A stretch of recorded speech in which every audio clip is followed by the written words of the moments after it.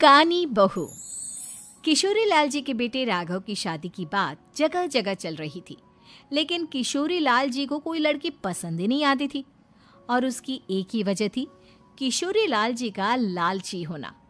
उनको लड़की वालों से मोटा दहेज चाहिए था और इसी चक्कर में एक दिन वो एक बहुत पैसे वाले के घर अपने बेटे का रिश्ता लेकर पहुंचे। उस आदमी का नाम था ओम प्रकाश।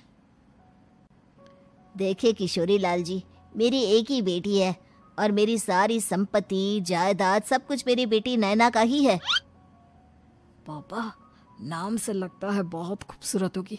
कितना अच्छा नाम है ना, नैना। ओ, वैसे बात तो सही है आपकी। अब इतना पैसा है, जमीन जायदाद है, इकलौती बेटी, आप भी क्या करेंगे? सब कुछ उसे ही देंगे ना। बिल्कुल ठीक पहचाना आपने। बस बेटी की शादी और सारी जायदाद उसके नाम।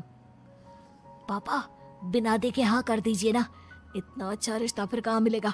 माला माल हो जाएंगे हम। मैं अपनी बेटी को बुलाता हूँ। अरे नहीं नहीं नहीं नहीं, आपकी बेटी का नाम नैना है, सुनकर ही लगता है बहुत सुंदर होगी। रहने दीजिए अंकल, मैं तो आपकी बेटी के नाम से ही इतना खुश हो गया हूँ कि उसे बिना देखे शादी करने को तैयार हूँ। अब तो मैं उसका चेहरा सीधे शादी के बाद ही देखूंगा। और इस तरह राघव नैना का चेहरा नहीं देखता और उससे शादी कर लेता है।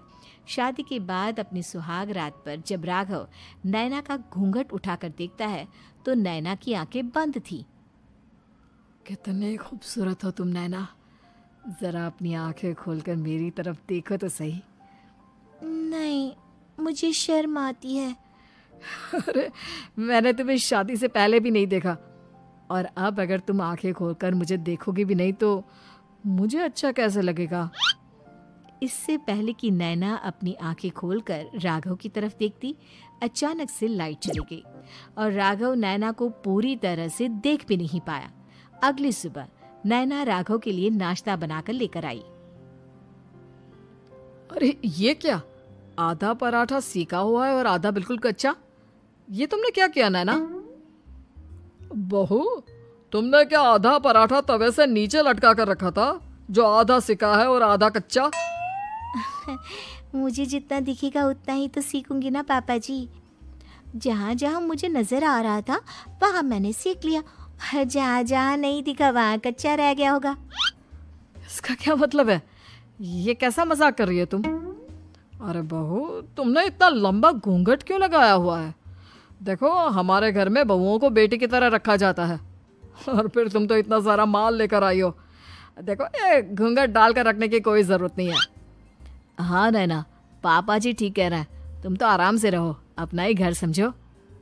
नैना अचानक से अपना घूंघट उठा लेती है। अरे ये क्या पापा, नैना की तो एक आंख फूटी हुई है। नाम से नैना, लेकिन ये तो कानी बहू निकली। मेरे साथ धोखा हुआ है, धोखा। बिना दिखाए अपनी कानी लड़की मेरे संग ब्याह दी। मुझे कानी बीवी नहीं चाहिए। मुझे अभी ओम प्रकाश जी से बात करनी पड़ेगी। आखिर उन्होंने मेरे साथ ऐसा किया क्यों? अरे, आप लोगों ने ही तो पापा से कहा था कि आप लोग शादी से पहले मुझे देखना नहीं चाहते। अब मेरे पापा पर क्यों इल्जाम लगा रहे हैं? अरे लेकिन उन्हें बताना तो चाहिए था ना कि तुम कानी हो, एक आंख से तुम्हें दिखाई नहीं देता। किशोरी लाल और राघव नाराज होकर ओम प्रकाश को अपने घर बुलाते हैं। पापा जी, ये आपने क्या किया? शादी से पहले बताया क्यों नहीं कि नैना की आंखों में परेशानी है? अरे, आप ही ने तो लड़की देखने से मना कर दिया था। और लेकिन आप बता तो सकते थे। आपको तो हमारी बेटी की प्रॉपर्टी चाहिए थी, वो भी पूरी की पूरी। अब क्या हुआ अगर उसे आधा दिखाई देता है? प्रॉपर्टी तो आपको पूरी मिल गई ना। अरे ये क्या बात हुई? मेरी शादी प्रॉपर्टी से नहीं, आपकी बेटी से हुई है। अब ये तो पहले सोचना चाहिए था, तब तो मेरी प्रॉपर्टी देखकर तुम्हारी जुबान लप लपा रही थी। लेकिन मैं कानी लड़की को अपनी बीवी बनाकर नहीं रख सकता। पापा, कुछ करिए ना आप। हाँ, करता हूँ। देखिए ओम प्रकाश जी, आप हमारे साथ ऐसा नहीं कर सकते। और तुम देखो, अगर तुमने मेरी बेटी से शादी तोड़ी ना, तो जो भी प्रॉपर्टी मैंने तुम्हें दी है वो तो पूरी की पूरी वापस ले ही लूँगा, और आधी प्रॉपर्टी तुम्हारी भी लूँगा। अरे मेरी आधी प्रॉपर्टी भला क्यों लेंगे आप? इसलिए क्योंकि मेरी बेटी को आधा नजर आता है और उसकी नज़र अभी तक तुम्हारी आधी जायदाद पर ही पड़ी है। अब तुम उसे घर से निकालोगे तो कुछ तो लेकर जाएगी ना।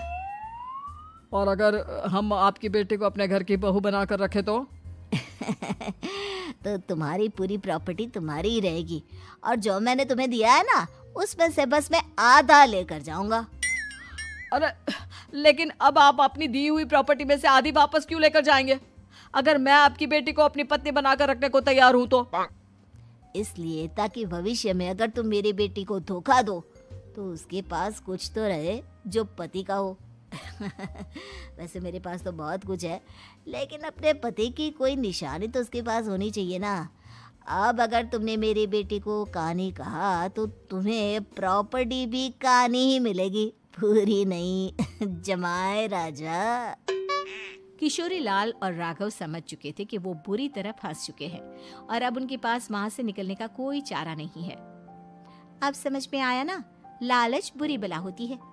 एक तो तुम्हें प्रॉपर्टी मिली, ऊपर से बीवी मिली, उसमें तुम्हें नखरे भी दिखाने हैं। आए बड़े, चुपचाप बैठो दोनों।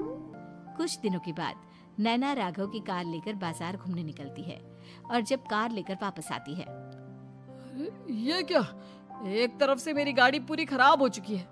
लगता है तुमने मेरी गाड़ी को किसी दूसरी गाड़ी के साथ एक्सीडेंट किया है। अरे अरे कितना बड़ा नुकसान कर दिया तुमने बहू। वो क्या है ना पापा जी, मुझे एक आंख से दिखाई नहीं दे रहा था, सामने से गाड़ी आ रही थी।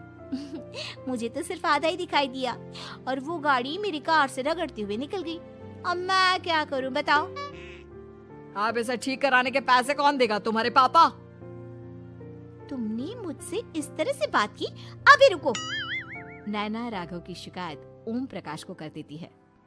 देखो राघव, अब जो मेरी आधी प्रॉपर्टी तुम्हारे पास थी ना, उसमें से आधी और मैं लेकर जाऊंगा, क्योंकि तुमने मेरी बेटी को डांटा। अरे नहीं नहीं पापा जी, गलती हो गई, माफ कर दो। गलती की तो कोई गुंजाइश ही नहीं। अगली बार मेरी बेटी को डांटा तो बची हुई आधी में से आधी और ले जाऊंगा। लालच के चक्कर में हम दोनों ने बहुत बड़ी गलती कर दी बेटा। एक तो तुम्हें कानी बहू मिली और ऊपर से जो माल मिला वो भी काना। इस तरह राघव की हर एक गलती पर ओम प्रकाश उसकी प्रॉपर्टी का आधा आधा हिस्सा लेकर अपना सारा माल वापस ले गया और राघव को कानी बीवी से काम चलाना पड़ा। भाई लालच वाकई में बुरी बला है।